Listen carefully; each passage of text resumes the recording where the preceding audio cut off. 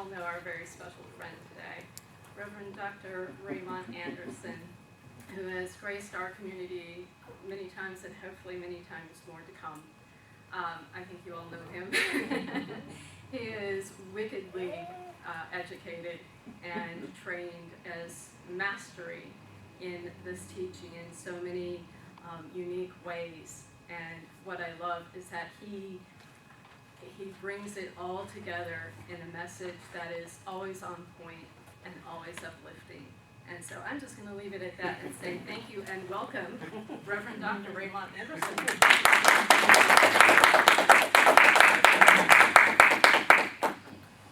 Good morning, ladies and gentlemen. Today we will be playing a game. Let us begin with, name the television show that this comes from.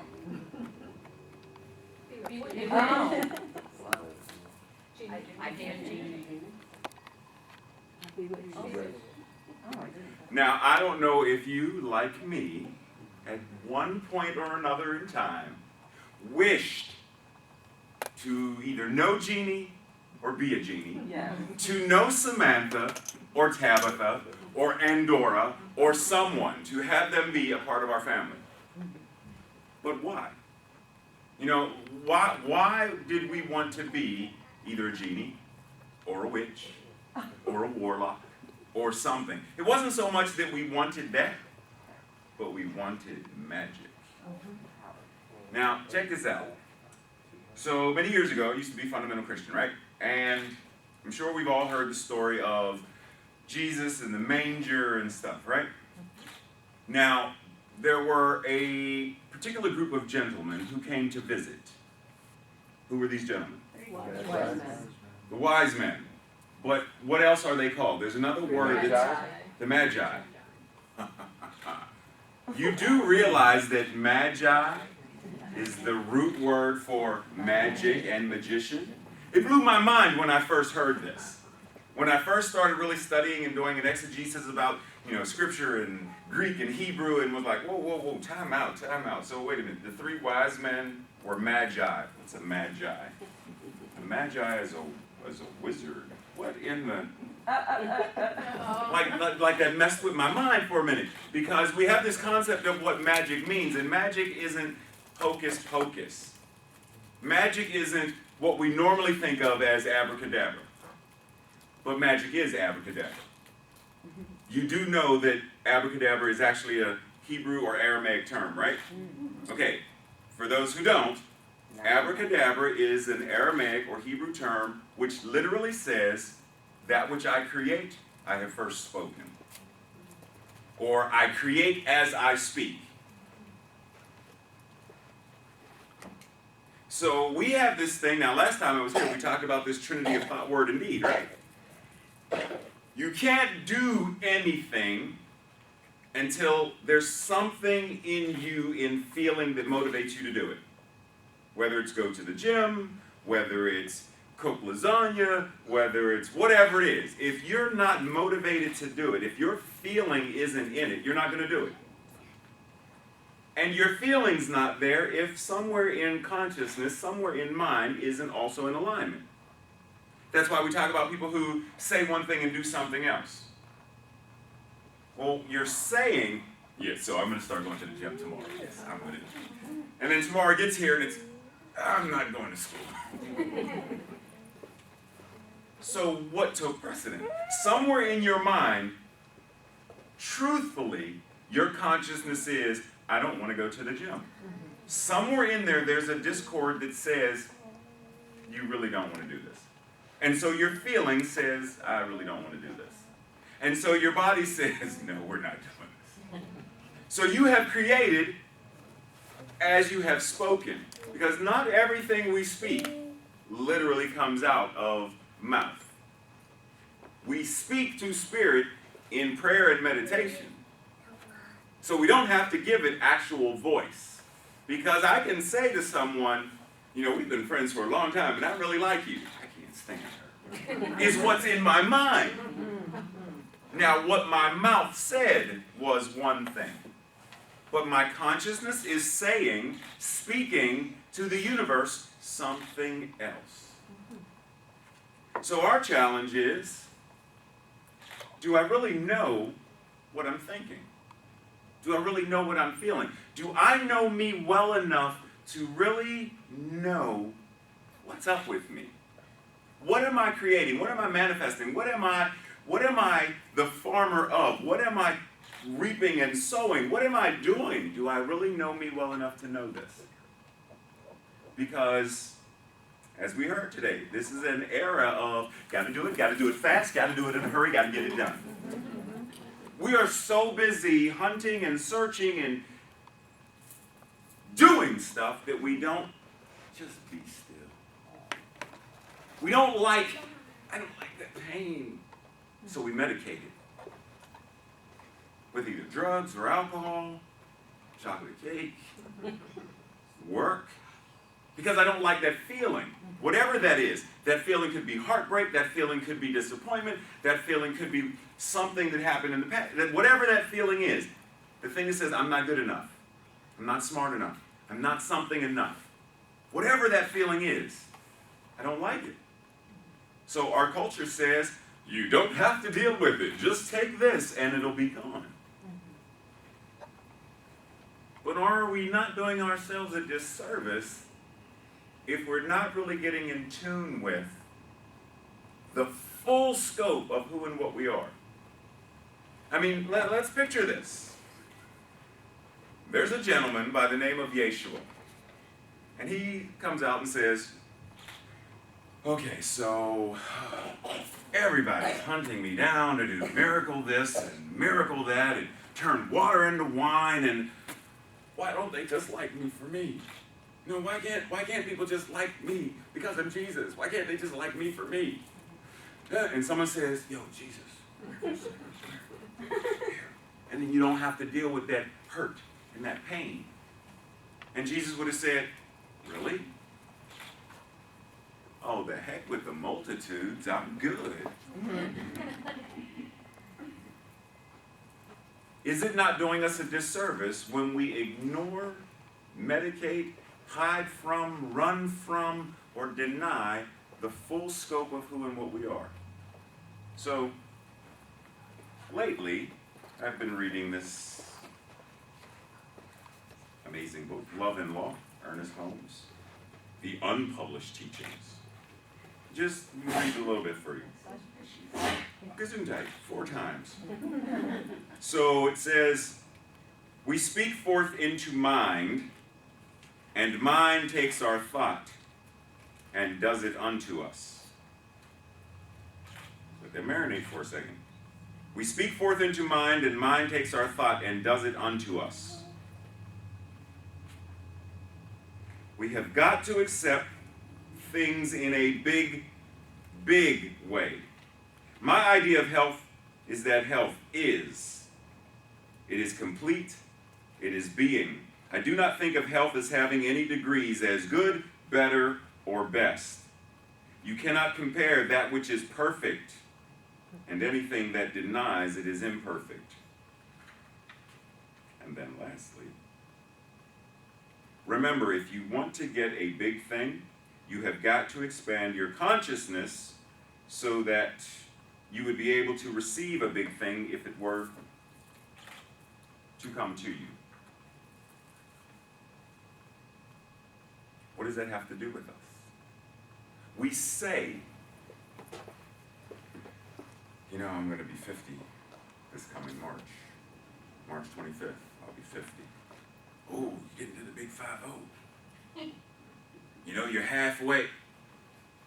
You go to Walmart, you start looking at greeting cards for those ages, and but we think they're cute. And we give them to people because we think it's cute, it's funny. But are we not affirming the very thing that we heard today? Your mind is infinite, eternal, unaging. Then why do we talk about, you know, once you reach that, your back is the first thing that, your knees are the second thing that, and then we're affirming it. Is it any wonder that we're planting the seeds of that we see the harvest of it? That which you speak into mind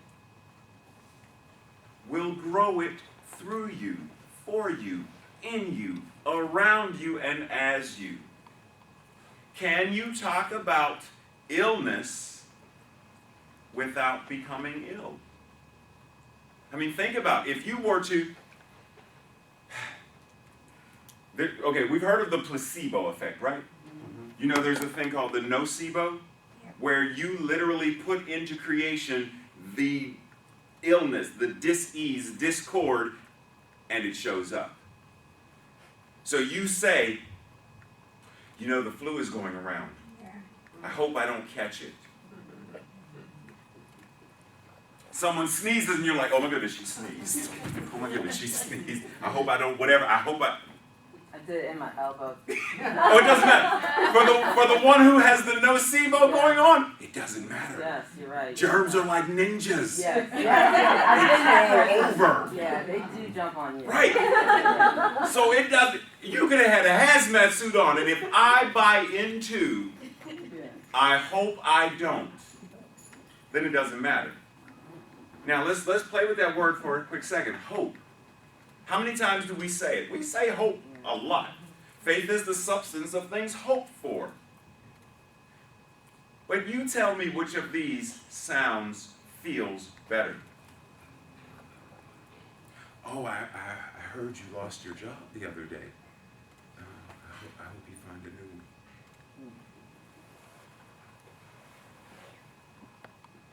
I heard you lost your job the other day. Well, I'm holding only positive expectation that you will find the right and perfect job for you. One of those, the energy is higher. Oftentimes when we throw out that I hope, it's that lowest frequency hope. I hope you get better. I hope she gets better. I hope. It's that finger crossing, leg twisting. This isn't yoga. This is wishing on a star kind of I hope. Versus we are metaphysicians. And the hope that we have is holding only positive expectation. I know that I know that I know. You already are whole and perfect and complete. So why would I hope you're going to get better? I know you will. That's what hope is for me. I'm holding only positive expectations. But we have to be mindful. What else are we speaking into creation whenever we get up and we go about our day and we're talking? If someone could follow us for a day and just observe, and then at the end of the day have you sit down and watch and listen to what you've been saying all day. And I don't mean just out of your mouth. What are you saying by your actions? We already know that communication experts have said the vast majority of what we communicate doesn't come out of your mouth. It's gestures, facial expression, body language. That's the vast majority. So I don't even have to say anything if I do one of these. Oh, no. That communicates tons. And I said not a word. But it sends a vibe. And that vibe changes people. Do we go into stores and communicate to the cashier, you are here to serve me? Versus, I'm here to serve you too. You are here to provide me a service. Why am I not able to serve you by bringing you love, peace, and joy in the midst of your job?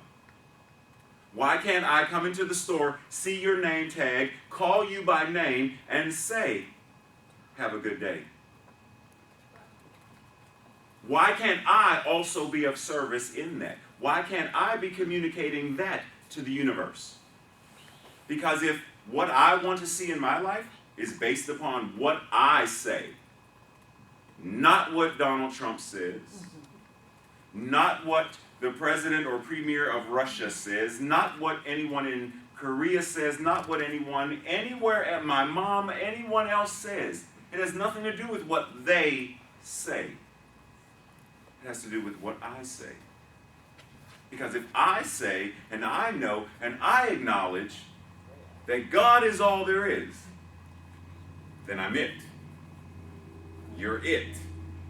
And if you are it, then the words you speak are the words of God coming through you into creation. And God said, let there be light, and there was.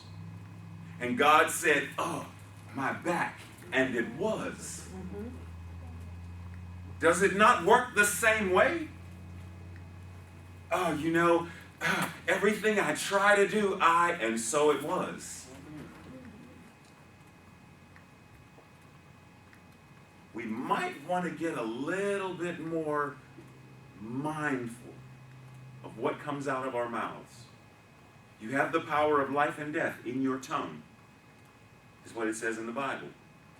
You have the power of life and death. Because Source doesn't say, Source says, I love you enough to say that that's what you want. Go for it. Go for it. You want to be sick and tired? I'm so sick and tired of my manager. I need to go take a nap. And so it is. Why do we do that, though? Because it's very easy to get snagged into that whole linguistic convenient loop that our culture and civilization has. It's very easy to say, I am, and then finish whatever goes in that blank, not thinking, but I am is the name of God. I am that I am. Yod He Vav He. I am that. I am. Folks out there, I am whatever. And be mindful. Yeah. Be mindful. And shield. And I understand and I honor and I respect what you're saying, but that's not my truth. It's not my truth. So when I'm going to say something about I am, I want to make sure it's what I want to I am be. What I am wanting to see. What I am wanting to experience in my life.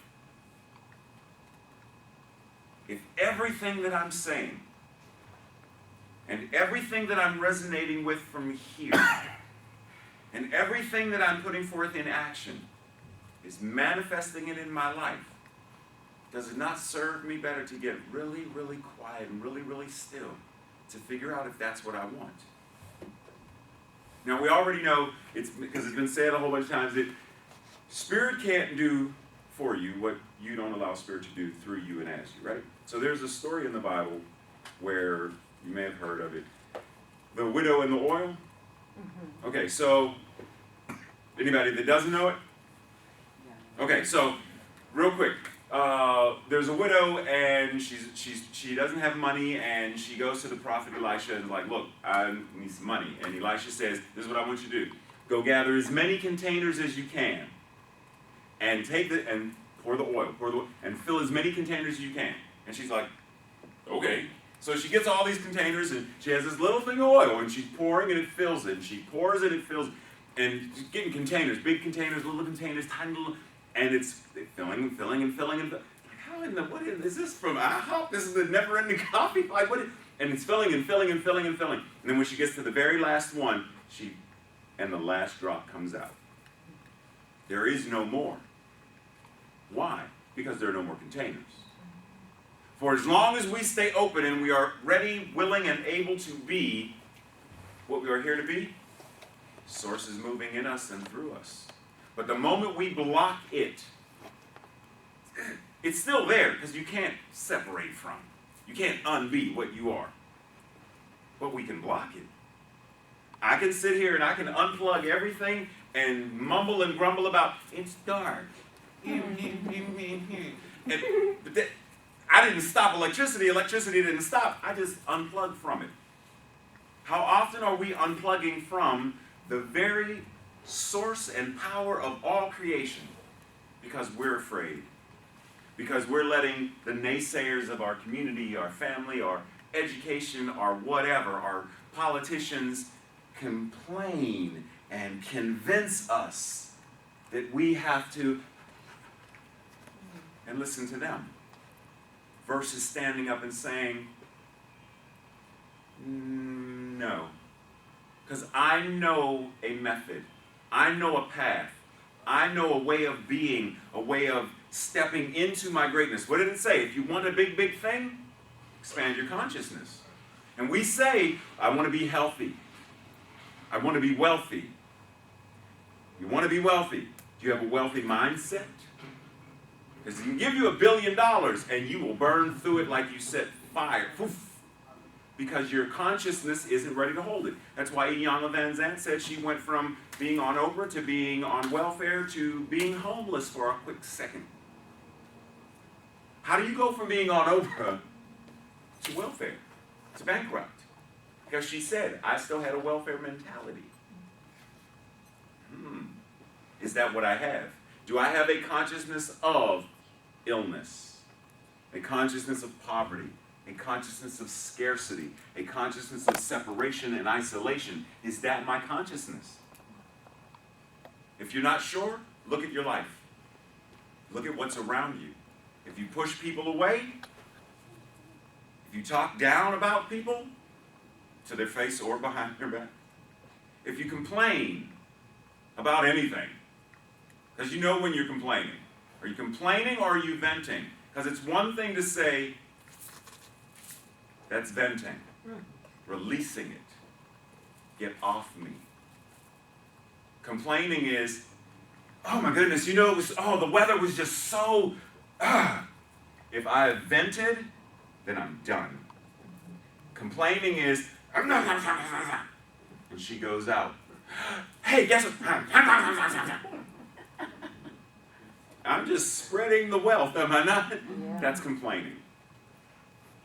Take some time and go within and say, who am I? Who am I really? Okay, I think I know the answer. I know who I am as the person called Raymont. I know who I am as the person who is the I am, the Christ consciousness. I got them both. Now, what do I want to see happen in my life? What do I want to demonstrate? What do I want to manifest? And then start actively speaking it into creation. If you want to be wealthy, then start talking about wealth. If you want to be healthy, start talking about health. If you want love and friendship and a new center and a new minister, then you have to talk about the thing that isn't as though it is, and it will be. You know what I mean? You have to put it out in consciousness as if it's already done. Knock and it shall be opened. Seek and ye shall find. Knock, and if somebody is home, they'll open the door. Keep looking, and sooner or later you might. It's not what it is. So it's important for us to get centered.